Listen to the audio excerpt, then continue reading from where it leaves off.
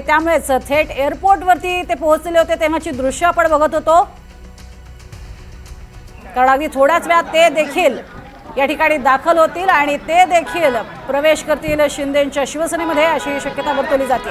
तर आपण ही दृश्य बघतोय, एकनाथ शिंदे यांच्या बंगल्याबाहेर हालचाली सुरू झालेल्या आहेत। सर्व खासदार आता एक एक करून बाहेर पडतानाची ही दृश्य, नंदनवरनं एक एक जण बाहेर पडतानाची ही दृश्य आता आपण बघत आहोत। आधी सिक्युरिटीची गाडी जी आहे म्हणजे सुरक्षा रक्षकांची गाडी बाहेर पडलेली आहे। कोणते कोणते खासदार आता एक एक करून बाहेर पडतात हे पाहावं लागेल।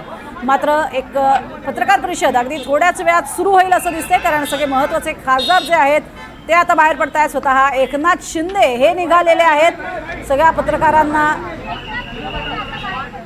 ते सांगतायत की वायबी चव्हाण सेंटर या ठिकाणी आपण भेटूयात आणि एकनाथ शिंदे हे इथून बाहेर पडतानाची थेट दृश्य। संजय दिना पाटील हे देखील बाहेर पडतायत, संतोष बांगर त्यांच्याबरोबर आहेत त्यांच्या गाडीमध्ये आणि सर्वच महत्त्वाचे खासदार आणि 6 बंडखोर खासदार हे देखील सध्या आपण बघतोय हे बाहेर पडतानाची दृश्य आपल्याला पाहायला मिळत आहेत। सध्या खासदार म्हस्के हे देखील बाहेर पडलेले आहेत, मात्र बाकीच्या गाड्या ज्या आहेत त्या गाड्यांमधले खासदार दिसत नाही आहेत। काळ्या काचा ज्या आहेत त्या लावलेल्या सध्या पाहायला मिळत आहेत। मात्र संजय दिना पाटील आणि सुरुवातीलाच एकनाथ शिंदे यांची पहिली गाडी आपण बाहेर पडलेली पाहिलेली आहे।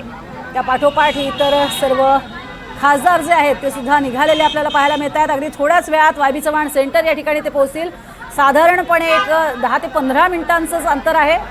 अर्थात ट्रॅफिकमुळे त्यांना किती वेळ लागतो याची कल्पना नाही, मात्र साधारण 10 ते 15 मिनिटात ते तिथे पोहोचणं अपेक्षित आहे।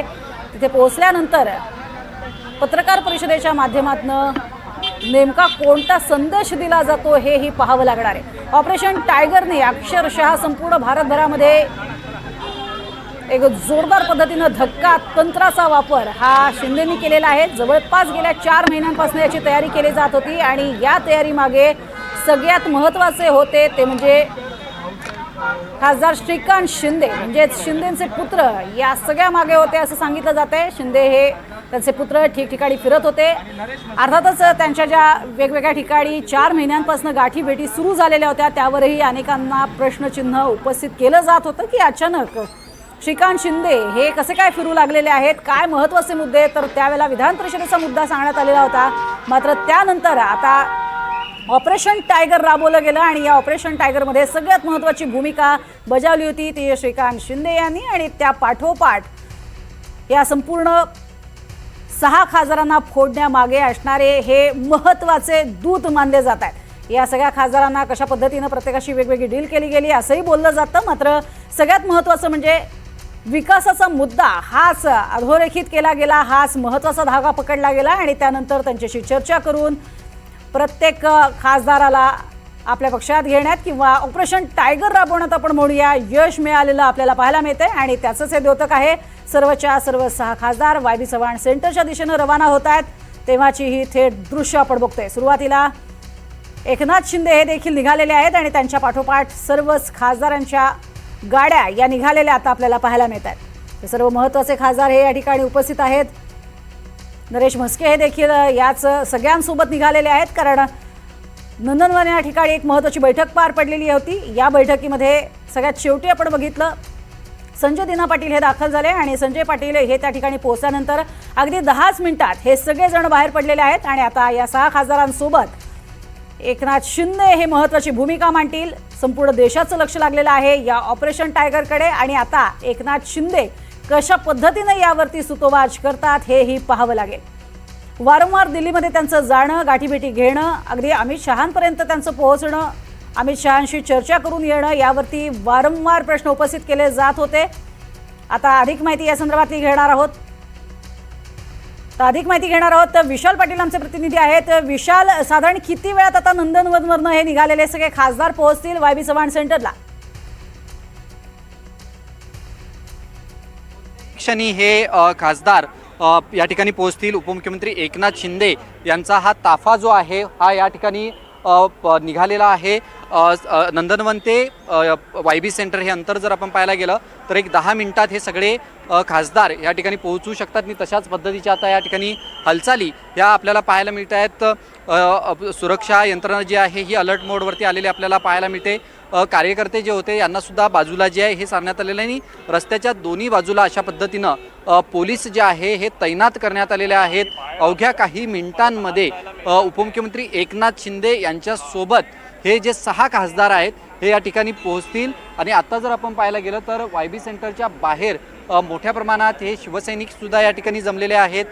पोलिसांकडनं या ठिकाणी मोठ्या प्रमाणात बंदोबस्त जो आहे हा तैनात करण्यात आलेला आहे आणि सुरक्षेच्या कारणास्तव कार्यकर्त्यांना सुद्धा या ठिकाणी एका बाजूला जे आहे हे करण्यात आलेलं आहे। त्यामुळे थोड्याच वेळात उपमुख्यमंत्री एकनाथ शिंदे यांच्यासह हे सगळे खासदार येतील आणि त्यांची भूमिका जी आहे ही मांडली जाईल। त्यामुळे ज्या पद्धतीनं ऑपरेशन टायगरची जी चर्चा सुरू होती हे ऑपरेशन टायगर हे अस्तित्वात आलेलं आहे। यशस्वीरित्या हे ऑपरेशन टायगर पार पडलेलं आहे। त्यामुळे एकंदरीत जर पाहायला गेलं तर ठाकरेंचे 6 खासदार हे एकनाथ शिंदेंकडे आलेले आहेत की ते आज याच बाबतीत भूमिका मांडतील।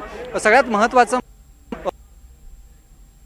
हे या खासदारांचा पक्षप्रवेश सुद्धा याच ठिकाणी केला जाईल। त्यामुळे सद्यस्थितीला जर आपण पाहायला गेलं तर आता या ठिकाणी कधीही उपमुख्यमंत्री एकनाथ शिंदे पोहोचतील तशाच पद्धतीच्या या ठिकाणी हालचाली या आपल्याला पाहायला मिळत आहेत। मोठ्या प्रमाणात या ठिकाणी पोलीस बंदोबस्त सुद्धा जो आहे हा तैनात करण्यात आलेला आहे।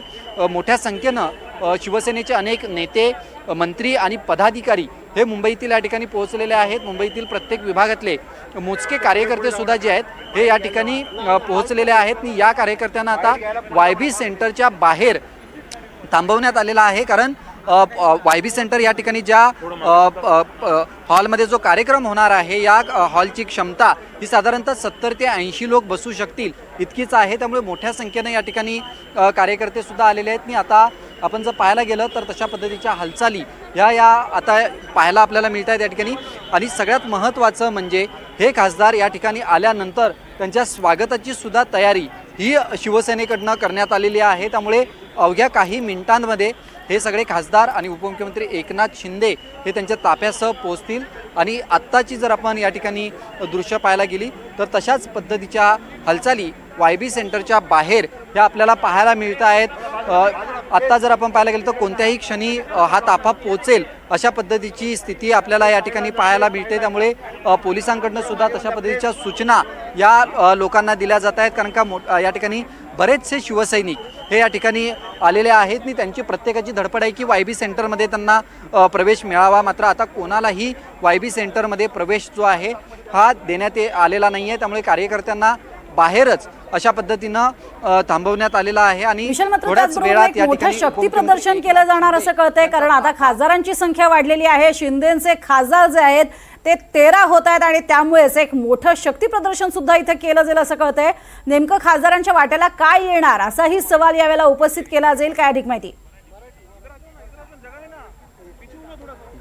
नक्कीच खरं तर या खासदारांचा पक्षप्रवेश करून घेतल्यानंतर एकनाथ शिंदे यांचं NDAतील महत्त्व वाढेल, त्यांची ताकद वाढेल हे सर्वश्रुत आहे। कारण का ज्या पद्धतीनं त्यांच्याकडे हे 6 खासदार आलेले आहेत त्यामुळे या खासदारांसोबत त्यांची 3 तासाची बैठक पार पडलेली आहे। त्यामुळे या खासदारांना नेमका काय शब्द देण्यात आलेला आहे, कोणाला मंत्रिपदाचा शब्द देण्यात आलेला आहे का किंवा केंद्रीय राज्यमंत्रीपदाचा शब्द त्यांना देण्यात आलेला आहे का, या सगळ्या बाबतीत चर्चा जी आहे ही होताना पाहायला मिळेल। आज नेमकं खासदार या बाबतीत काही स्पष्टीकरण देतात का हे पाहणं अधिक महत्त्वाचं असणार आहे। आणि ज्या पद्धतीनं NDAमध्ये घटक पक्ष म्हणून शिवसेना आहे याच्यामध्ये